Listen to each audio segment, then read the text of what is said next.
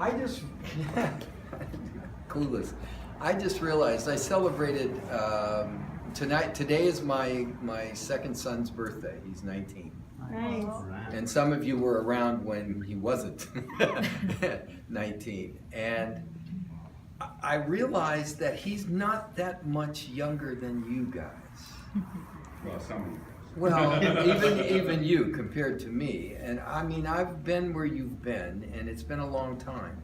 And I remember what I was like in the young 20s age, but you know, he's pre that, but then he's had me as a father, so that helps, or hurts, one of the two, I'm not sure which. But I remember the challenges and the things I had to learn and the things that I thought I knew when I was that age. And I think at every given age you are, at least my experience has been, hey, I got this now, I know everything that I need to know, especially more than my parents, right? And then 5 years go by. And you go, oh my God, Becky, I was an idiot. I was a maroon. And then you think you know it all, and then another 5 years go by, and another, and then you realize that this is an endless process. One of the things I learned along the way, and I attribute this to, I spent as much time in sales and marketing as I did in acting, and I learned a few things. One of the things I learned was how to set goals. I'm going to tell you a true story, which some of you are going to believe and some of you won't, but it's a true story, so whatever. I worked for a little company called Roach Reed, and they sold dictating equipment. It used to be that the original Edison voice writer was a wax cylinder that you recorded on, and then you sent the wax cylinder to the secretary who had these little earphone thingies, and she transcribed what you dictated. And there was a competitor called dictaphone, which we used to joke, yeah, dictaphone up your ass, you know. But anyway, that's another story. But anyway, I got hired at about the time that they hooked up with a company called Lanier Business Products. And Lanier, at that time, there were just these magnetic belts, this wide piece of tape, basically, that wobbled, and it was horrible, and the sound was horrible. And Lanier came out with a cassette, a standard cassette, which was revolutionary. I mean, it was unbelievable, and the sound was unreal. And I took the theme from 2001 Space Odyssey, where it goes, da-da, da-da, da-da-da, da-da-da, and I put that on the tape, right? When I would go into the secretary, and I'd just wait. I'd press the button, and I'd just wait for the thing to hit, and the secretary would go, oh my God, and it was over, right? That's what I figured it was going to be. Well, I went into a territory that they had abandoned. And for 6 months, I did not sell anything, not one machine. And I learned later that my boss was told to fire me on several of occasions, but he didn't. And he told me the reason. He said, I came down there to fire you, but over your walls, you had all of these, I covered them with all these sayings from Norman Vincent Peale and Andrew Carnegie, throw your heart over the bar and your body will follow. I am handsome, rich, successful, everything I want, need, and desire for my wealth, prosperity, and abundance is here already, not coming, but here.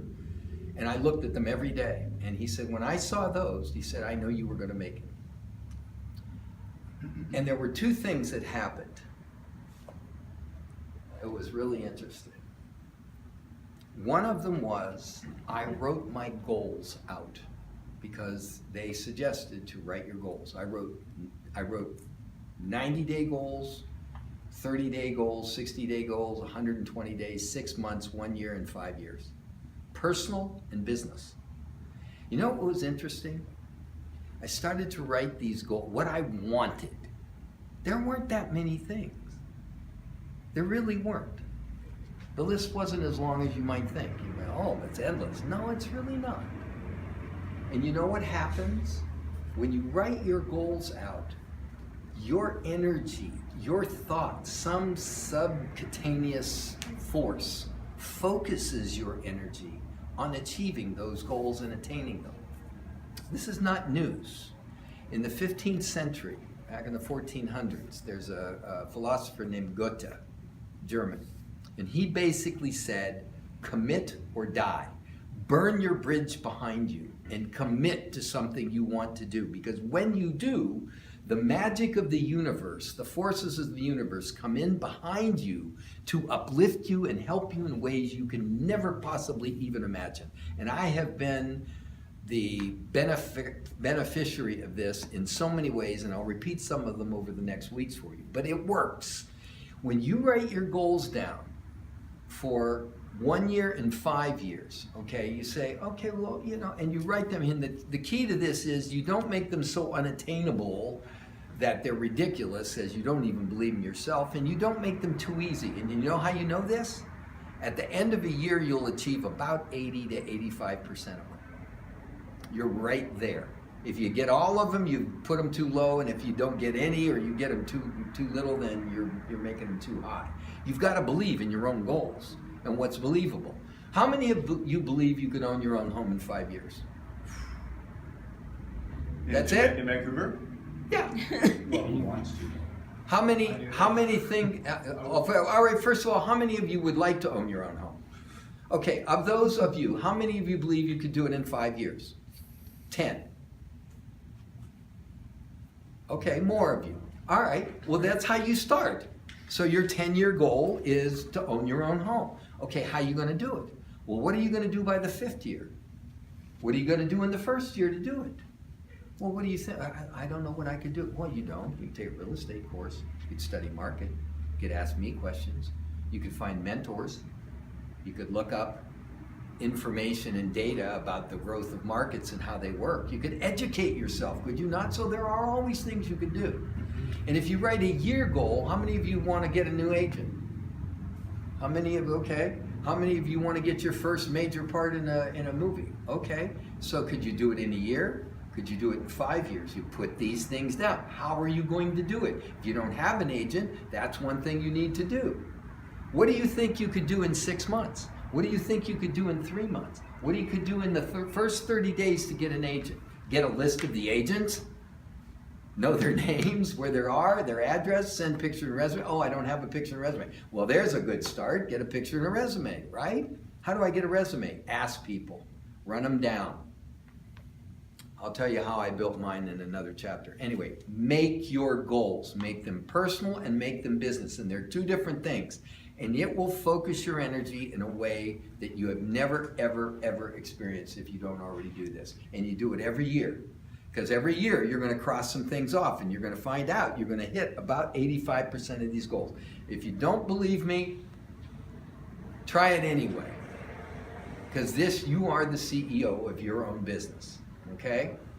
The second thing that happened relates to this, but it was very interesting, and that is I had to make a sales forecast every month of who I was going to sell to and what I was going to sell. And it's based on, you made calls, you talked to people, your expectation was that they were going to buy certain things and you had certain equipment that they were going to buy, et cetera, right? So for the first 6 months, I made a list and I had people and I went and talked to them and I went all these cold calls and everything, and it was really hard, but I believed in it that I was going to do it, and nothing ever happened, right? The 6th month, I sold 1 machine that was on my list. I was just ecstatic. The 7th month, I sold the exact dollar amount that I put on my forecast, but none of the customers that I had put were the same. The 8th month, I did it again, but I increased my sales forecast.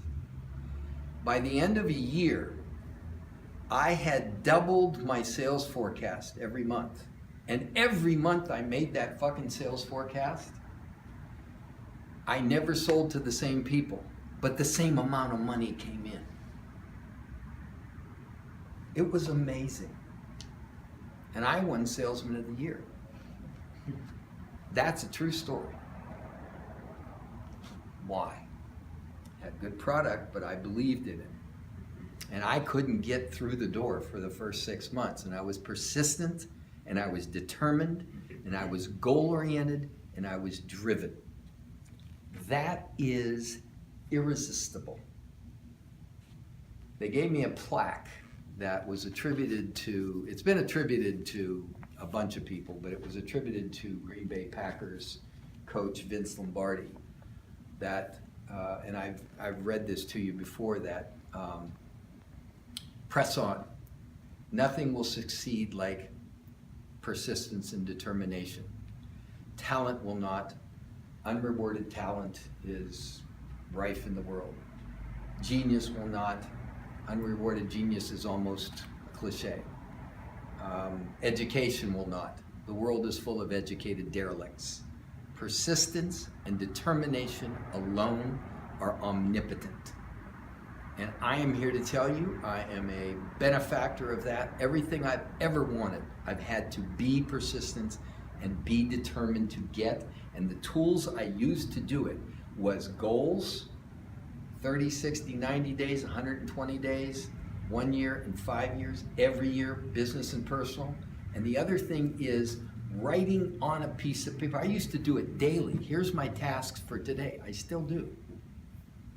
And it focuses you because, again, Shakespeare said it, the world is too much with us. Yes, we're so distracted. We're pulled in so many different directions. It's a busy world, right? And we need to make sure that what we want to do is the focus of our energy and our efforts. And if you do these things, these are the things that all people who have succeeded have these habits. They are all goal-oriented, and they all make lists of things that they want to accomplish.